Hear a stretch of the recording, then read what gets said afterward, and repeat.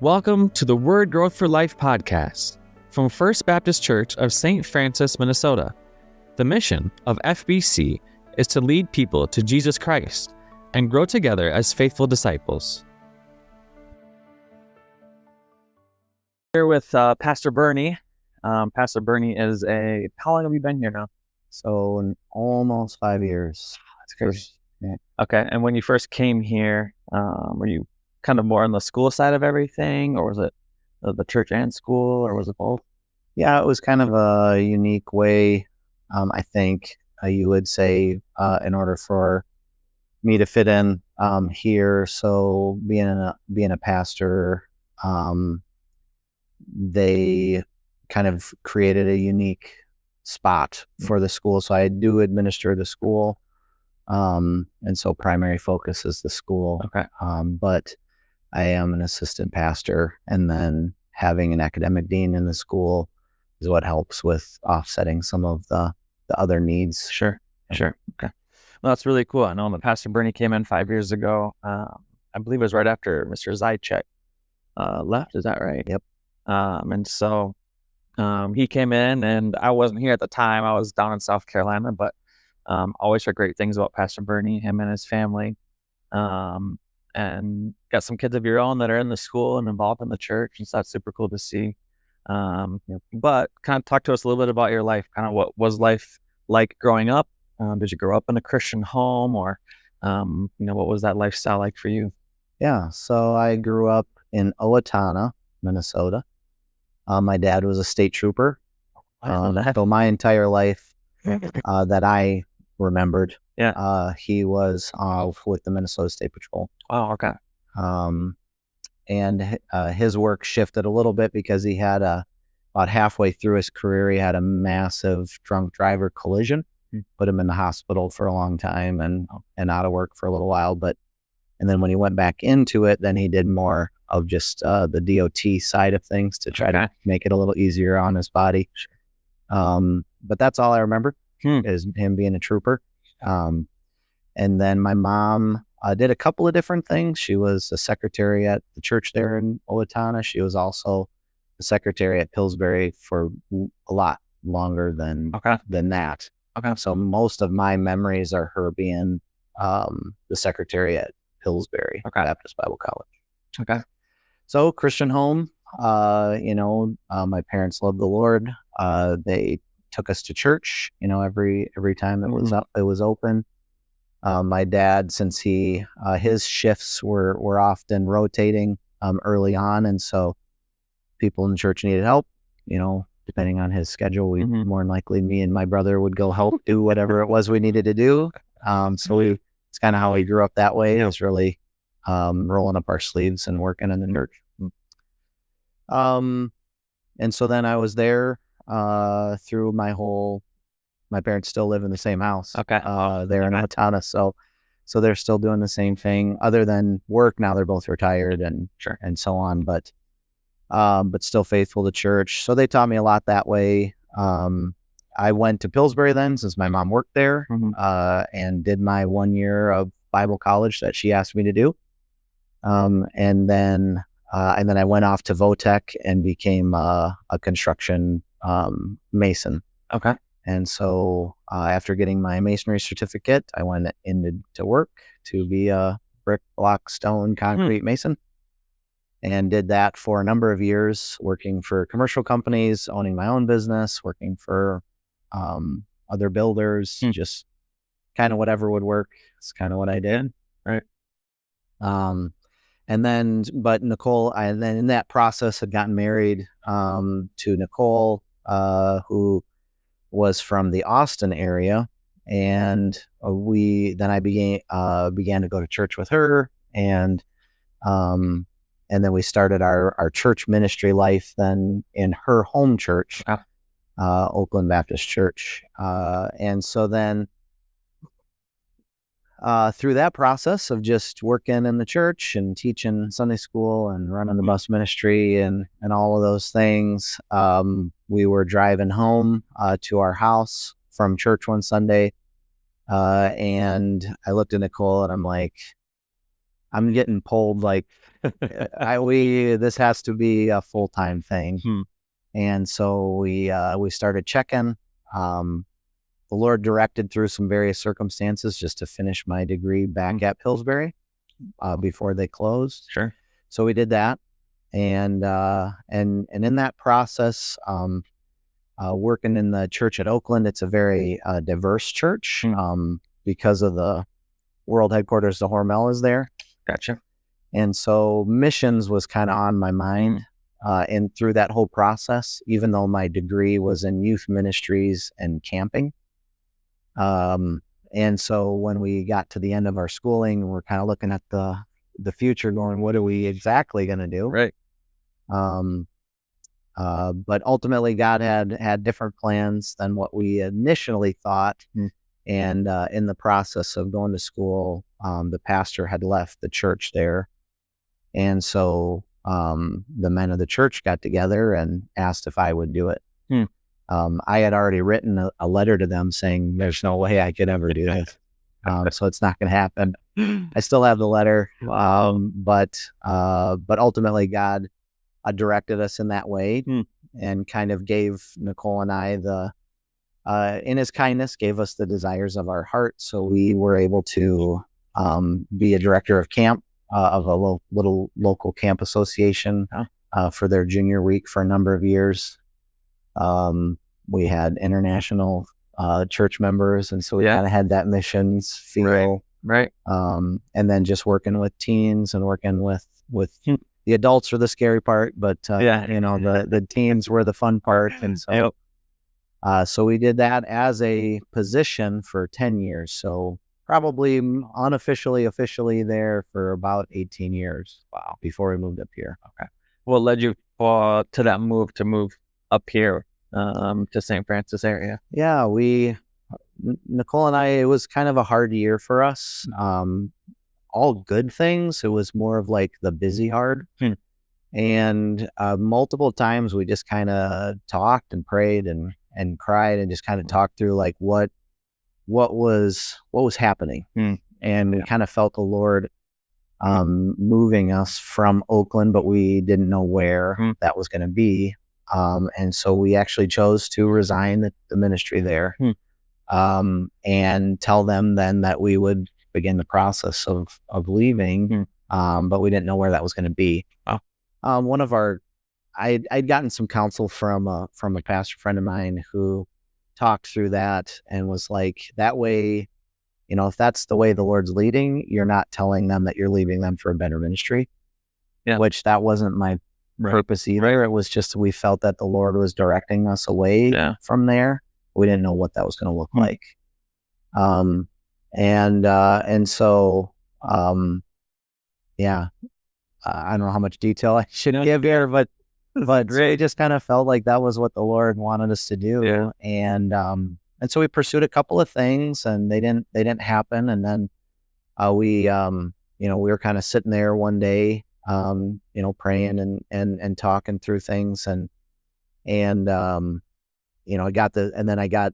so after this kind of emotional conversation, less than 24 hours later, I get this call from Pastor Steve. I don't know what the Lord's doing in your life right now. He says, and you're like, trying not to be like, lots of things are happening, but so we talked through that a little bit. And so then he kind of talked through a little bit of what he was thinking for a position up here. But they ultimately were thinking that they were going to go a different direction as the weeks shook out. And so that was, we believe that was of the Lord. We promised to ourselves that we would do whatever the Lord wanted. We would pursue anything that the Lord asked. And so then we kind of get towards the end of July. It was kind of after a busy summer week of camp and all the things. So we're kind of in the end of July and we had this one more emotional conversation, sitting on our deck. Nicole says, well, what are we waiting for, kind of a thing? And I'm like, a phone call. And she's like, well, can't we make a phone call? And I'm like, well, I suppose. I'm not sure where the phone call to. And so, and less than 24 hours later, he calls back. Pastor Steve calls again and it's like, so the direction we thought we were going to go didn't happen. And so we're wondering if you would still consider coming up here. And so it's like, well, I guess I didn't promise the Lord the second phone call from the same person, but I did say that any phone call, so we came up and started kind of talking through that process, and so the idea of being a pastor of the school, being able to pastor alongside of the ministry of the school was kind of a way that I could see it fitting for us. Sure. Yep. And then our kids were in that stage of life with our 5 kids, and Rylan was a junior, I think, when we moved up here. Sure. And so, we were really looking for those opportunities for them to have, other godly individuals speaking into their lives. Yeah. And so for them to have a Pastor Steve and a Pastor Joel and other godly coaches and people within the school. So that was also a prayer of ours that we believe the Lord was answering at the same time. Right. So that's pretty crazy. That's how it came. Yeah, that's pretty crazy. Yeah. You can kind of just see, I'm sure you look back at it now and just see how God orchestrated each step. And even though maybe you didn't know exactly what it was going to look like, 5 years later, you're still here. Right? Yeah. And how cool that is just to see you be a part of that process and that plan. Right. That's awesome. What would you say is, your why? Why are you here? Why are you doing this? And why are you diving into these kids' lives on the school level and also on, the pastor side of the church? Yeah. I believe that that's what God wanted me to do. It's kind of an easy answer, but it's also I think the right answer, just because I don't know, the Lord just put into me at maybe just from the start, you know what I'm saying? Yeah. But just the desire to love people, to be a part of people's lives. Yeah. I remember teaching Sunday school with my mom as a, middle schooler, and just all the way up, and just really enjoyed that whole kind of process. Yeah. And so really, could we be doing this somewhere else? Yeah, sure. But I believe that God directs us where we go. But then the why, I do believe it's just that God wants me to love people. Yeah. And so wherever I'm at, that's what we're going to do. Yeah. That's simple. Yeah. Yeah. Make it sound simple. Yeah, it's not always simple, right? But yeah, it's a blessing. There's a lot of blessings that come from it. So. Yeah, that's super cool. Yeah. What is maybe one thing that you would want the community to know, the St. Francis community, people outside of our building, outside of our church and our school, just to know about us and what our church does and what our school does? Yeah. Loving God is a top priority. And I think that that's the difficulty, right? For us to tell the world around us, like, no, the end of the story's been written, and we're gonna stand before God. And that's not always the popular, thing to say, right. But at the same time, it's like we genuinely love people here. Yeah. We genuinely love the Lord here. And so we want to see people growing in their faith and growing in their love for others. Yeah.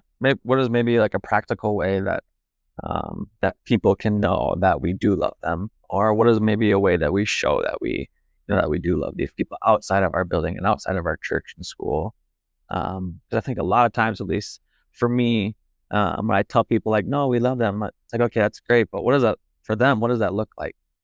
Yeah, I think that has to, from a ministry standpoint, I think that has to go down onto the foot soldier level, so to speak. Yeah. Because, as pastors, we're obviously living in our community. We're rubbing shoulders with neighbors. Yeah. We're meeting people at the store. Yeah. I mean, we're doing all those things just like everybody else. Right. So pastor means nothing at that point. Yeah. Right.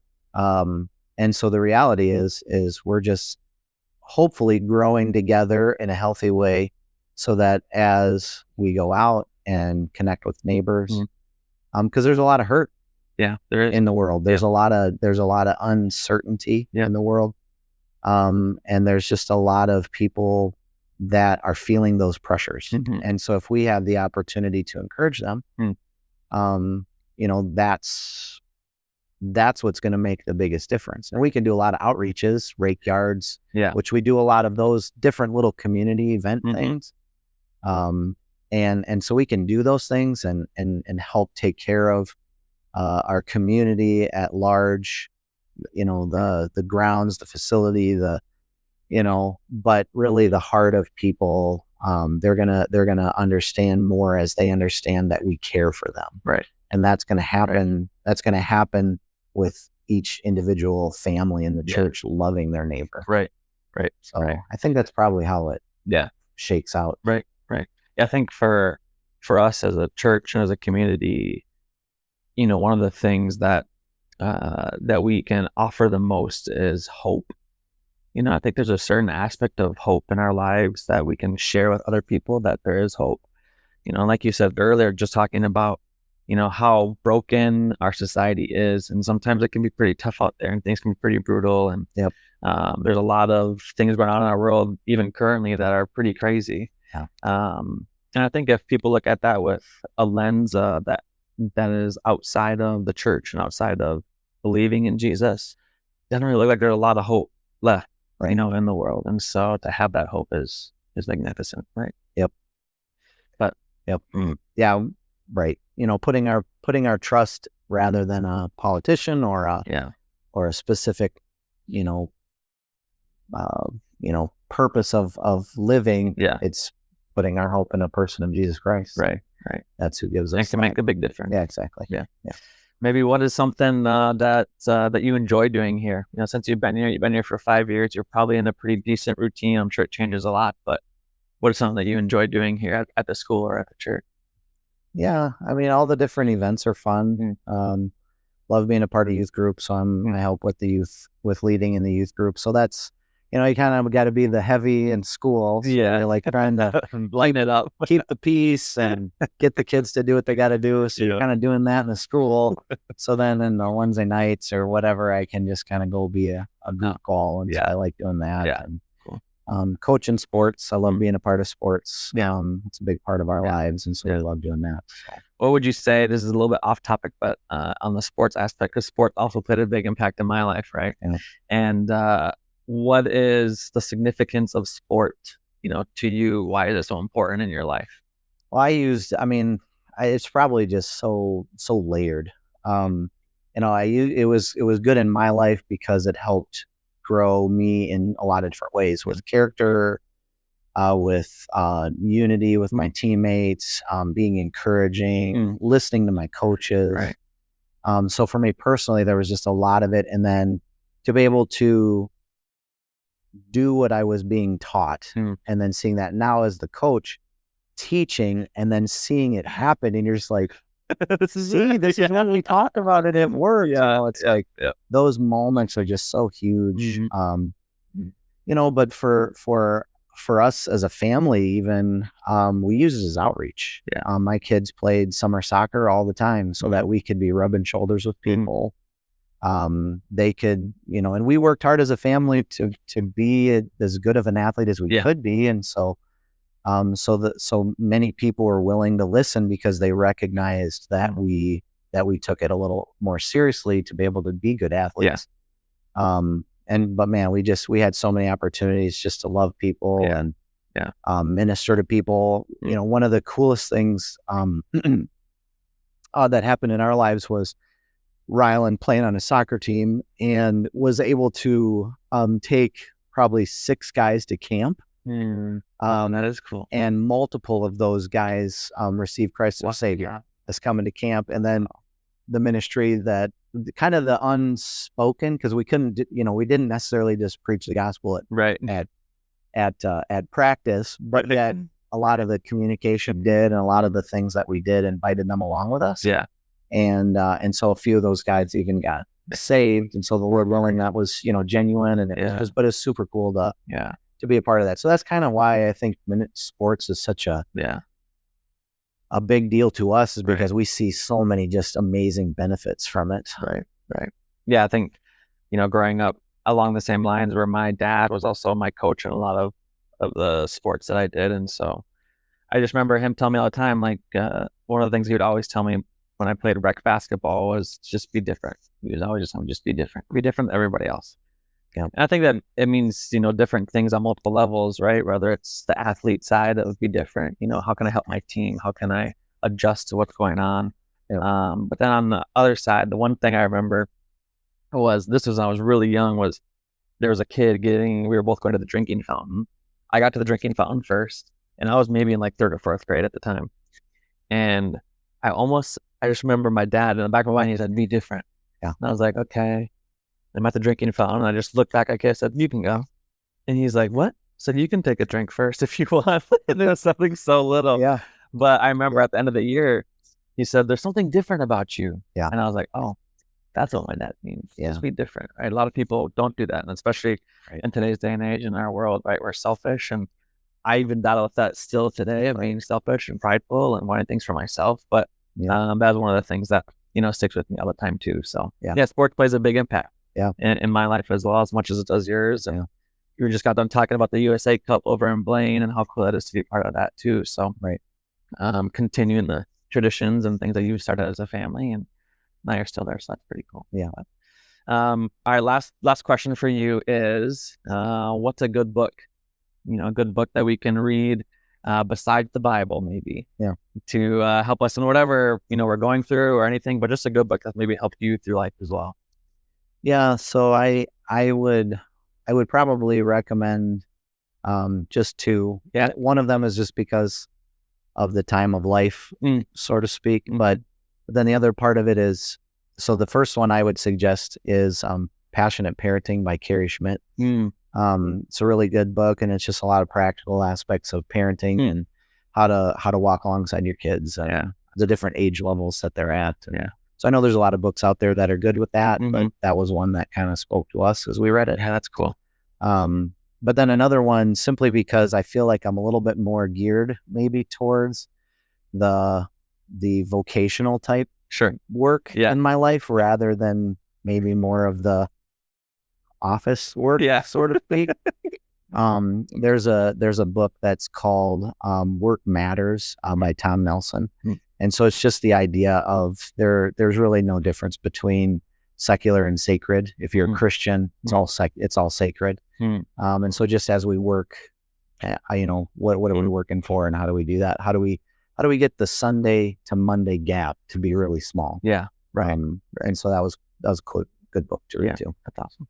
Well, I love it. Well, I appreciate you taking the time just to join and, kind of have people get to know you and your family and everybody a little bit more. Yeah. We're excited to have you here at First Baptist, and also on the Christian school side, St. Francis Christian School. And from what I can tell, you've done a great job, even though I haven't been here as long. But from what I've heard, you've done some awesome stuff, and we're super excited to have you. And we're extremely blessed and grateful to have you too. Thanks for listening to the Word Growth for Life podcast from FBC St. Francis. Our mission at First Baptist Church is to lead people to Jesus Christ and grow together as faithful disciples. Since 1864, the congregation of First Baptist Church has sought to glorify God through a living out of the gospel of Jesus Christ. Living the gospel is possible only through God's grace, and is begun by faith alone in Christ alone. Find out more at our website, www.fbcstfrancis.com.